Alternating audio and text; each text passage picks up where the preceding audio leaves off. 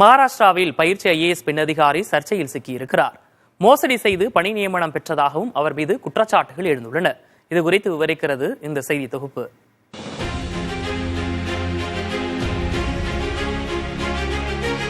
இரண்டாயிரத்து 23ஆம் ஆண்டு மகாராஷ்டிரா கேடரைச் சேர்ந்த ஐஏஎஸ் அதிகாரி பூஜா கேட்கர். இவரது தந்தை முன்னாள் ஐஏஎஸ் அதிகாரி.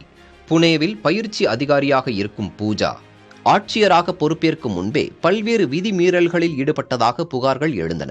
24 மாத பயிற்சி காலத்தில் ஐஏஎஸ் அதிகாரிக்கு வழங்கப்படும் எந்த சலுகைகளும் வழங்கப்படாது என்ற விதி இருக்கும் நிலையில் பூஜா கேட்கர் தனது சொகுசு காரில் சைரன், மகாராஷ்டிரா அரசு என்ற ஸ்டிக்கர் உள்ளிட்டவற்றை பயன்படுத்தி இருக்கிறார்.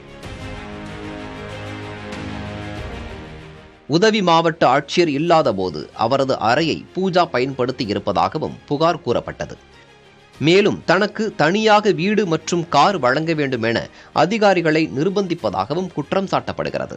அடுக்கடுக்காக புகார் எழுந்த நிலையில் மாநில தலைமைச் செயலரிடம் புனே மாவட்ட ஆட்சியர் அளித்த புகாரின் அடிப்படையில் வாசி மாவட்டத்திற்கு பூஜா பணியிட மாற்றம் செய்யப்பட்டுள்ளார்.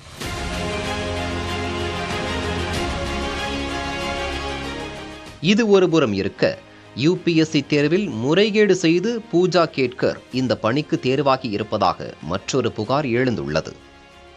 அகில இந்திய தரவரிசையில் 841வது இடத்தை பிடித்த அவர் தனக்கு பார்வை குறைபாடு இருப்பதாக குறிப்பிட்டிருந்துள்ளார்.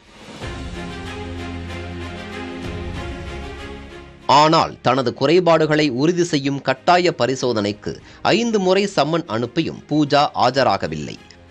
6வது முறையாக ஆஜரான அவர் எம்ஆர்ஐ சோதனையில் பங்கேற்கவில்லை என கூறப்படுகிறது. பூஜாவின் பணி நியமனத்தை எதிர்த்து தொடரப்பட்ட வழக்கில் தனியார் மருத்துவமனையில் எடுக்கப்பட்ட எம்ஆர்ஐ ஸ்கேன் ரிப்போர்ட்டை நீதிமன்றத்தில் அவர் அளித்துள்ளார். இதனால் அவர் முறைகேடு செய்து பணிக்கு தேர்வாகி இருப்பதாக சர்ச்சைகள் நீடித்து வருகின்றன.